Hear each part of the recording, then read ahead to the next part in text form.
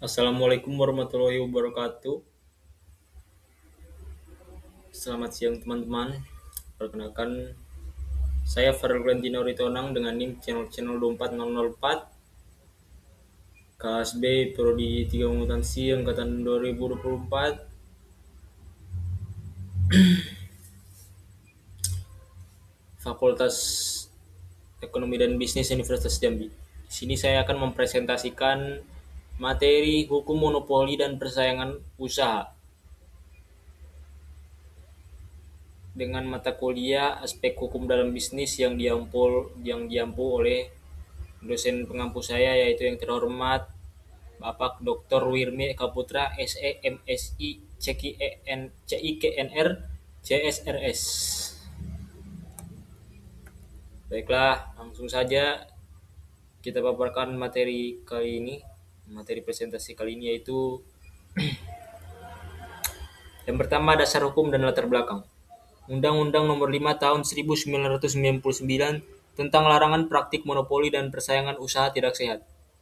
Latar belakang lahirnya yaitu dalam Undang-Undang Nomor 5 Tahun 1999, yaitu yang pertama desakan dari IMF sebagai lembaga pemberi kredit.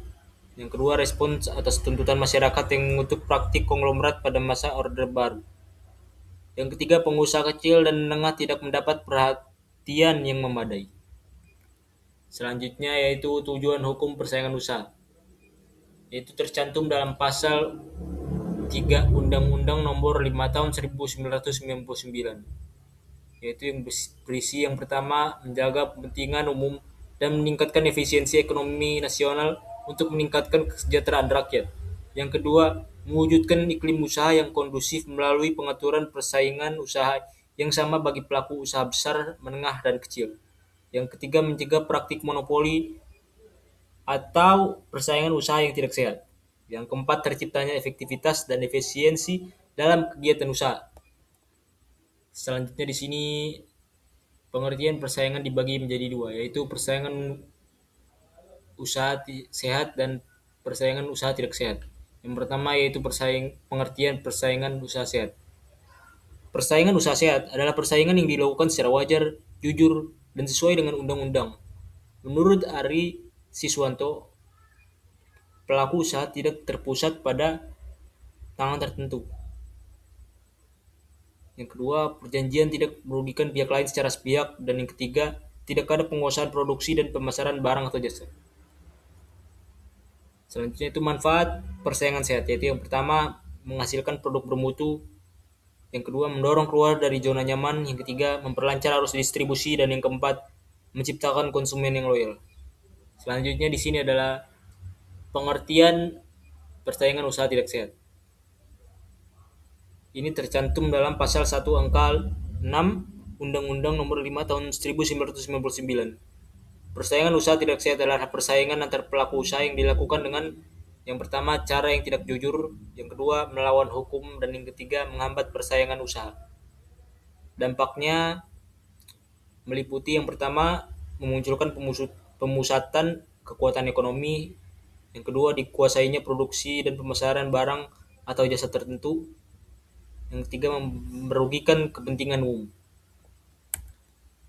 Selanjutnya di sini yaitu pengertian pelaku usaha dan monopoli. Pelaku usaha yang lebih tepatnya tercantum dalam pasal 1 angka 5 Undang-Undang Nomor 5 Tahun 1999, yaitu setiap orang perseorangan atau badan usaha, baik yang berbadan hukum atau tidak, yang melakukan kegiatan usaha dalam bidang ekonomi di wilayah Indonesia. Selanjutnya itu monopoli yang tercantum dalam pasal 1 angka 1 Undang-Undang Nomor 5 Tahun 1999, yaitu penguasaan atas produksi atau pemasaran barang atau penggunaan jasa tertentu oleh satu pelaku atau satu kelompok pelaku usaha. Selanjutnya itu praktik monopoli, yaitu pemusatan kekuatan ekonomi oleh satu atau lebih pelaku usaha yang mengakibatkan dikuasainya produksi atau pemasaran sehingga menimbulkan persaingan yang tidak sehat dan merugikan kepentingan umum.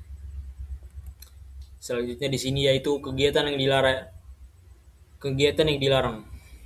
Kegiatan yang dilarang yang pertama yaitu monopoli.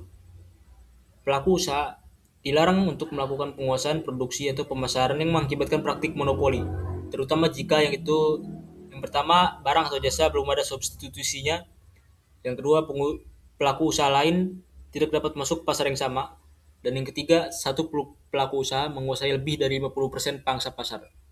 Yang kedua monopsoni, yaitu pelaku usaha dilarang menguasai penerimaan pasokan atau menjadi pembeli tunggal yang mengakibatkan praktik monopoli, terutama jika menguasai lebih dari 50% pangsa pasar. Yang ketiga, persekongkolan. Bentuk persekongkolan yang dilarang yaitu yang pertama bersekongkol untuk mengatur atau menentukan pemenang tender sehingga mengakibatkan persaingan yang tidak sehat.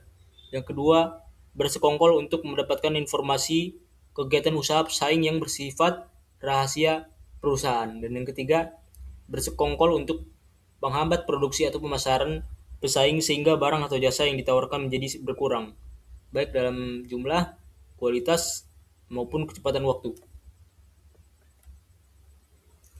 Selanjutnya di sini yang keempat yaitu posisi dominan. Dalam pasal 1 angka 4, yaitu keadaan di mana pelaku usaha tidak punya pesaing berarti di pasar atau memiliki posisi tertinggi di antara pesaingnya. Kriteria menggunakan posisi dominan tercantum dalam pasal 25, yaitu yang pertama menetapkan syarat perdagangan untuk mencegah konsumen memperoleh barang atau jasa yang bersaing. Yang kedua, membatasi pasar dan pengembangan teknologi. Yang ketiga, menghambat pesaing potensial untuk masuk pasar. Dan di sini ukuran kuantitatifnya. Yang pertama itu satu pelaku usaha menguasai lebih dari 50% pangsa pasar. Yang kedua, 2 atau 3 pelaku usaha menguasai lebih dari 75% pangsa pasar. Selanjutnya yang kelima yaitu pemilikan saham dan penggabungan. Pemilikan saham tercantum dalam pasal 27, yaitu dilarang memiliki saham mayoritas pada beberapa perusahaan sejenis dalam bidang usaha yang sama jika mengakibatkan pertama, satu pelaku usaha menguasai 50% lebih pangsa pasar. Yang kedua, 2 atau 3 pelaku usaha menguasai lebih dari 75% pangsa pasar. Penggabungan, peleburan, dan pengambil alihan yang tercantum dalam pasal 28, yaitu tindakan penggabungan, peleburan, dan pengambil alihan yang akan menimbulkan praktik monopoli dan persaingan usaha tidak sehat secara tegas dilarang. Selanjutnya di sini yaitu ada Komisi Pengawas Persaingan Usaha atau KPPU. Status KPPU yang pertama yaitu lembaga independen, yang kedua terlepas dari pengaruh pemerintah, yang ketiga bertanggung jawab secara langsung kepada presiden. Selanjutnya keanggotaannya itu yang pertama minimal 7 orang, termasuk ketua, wakil, dan anggota. Yang kedua yaitu diangkat oleh presiden dengan persetujuan DPR. Dan yang ketiga masa jabatannya 5 tahun tentu saja, dan dapat diangkat kembali 1 kali. Selanjutnya itu tugas dan wewenangnya. Yang pertama menilai perjanjian, kegiatan usaha, dan posisi dominan. Yang kedua memberi saran dan pertimbangan kebijakan kepada pemerintah. Yang ketiga menyusun pedoman dan publikasi. Dan yang keempat memberikan laporan berkala kepada presiden dan DPR. Selanjutnya di sini yaitu ada sanksi.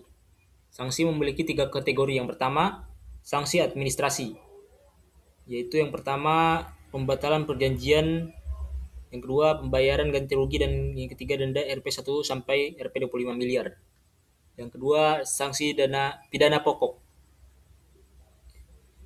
untuk pelanggaran pasal 14, 16, 17, 18, 19, 25, 27, dan 28, yaitu memiliki denda sebesar 25 sampai 100 miliar rupiah. Yang ketiga itu sanksi tambahan yang tercantum dalam pasal 10 KUHP. Yang pertama yaitu pencabutan izin usaha, yang kedua larangan jadi direksi atau komisaris selama 2 sampai 5 tahun, dan yang ketiga penghentian kegiatan yang merugikan pihak lain. Dari presentasi ini maka saya bisa mengambil kesimpulannya, yaitu yang pertama Undang-Undang Nomor 5 Tahun 1999 mengatur larangan praktik monopoli dan persaingan usaha yang tidak sehat di Indonesia. Yang kedua, tujuannya adalah untuk menciptakan iklim usaha yang kondusif, adil, dan efisien bagi semua pelaku usaha. Yang ketiga, praktik yang dilarang meliputi monopoli, monopsoni, persengkongkolan, posisi dominan, pemilikan saham berlebihan, serta penggabungan atau peleburan atau pengambil alihan yang merugikan persaingan. Yang keempat, KPPU adalah lembaga independen yang bertugas mengawasi pelaksanaan undang-undang. Dan yang kelima, bagi pelanggar dapat berupa sanksi administrasi pidana maupun tambahan seperti pencabutan izin usaha. Baiklah, dengan demikian presentasi yang dapat saya paparkan. Saya minta maaf apabila dalam presentasi saya terdapat kesalahan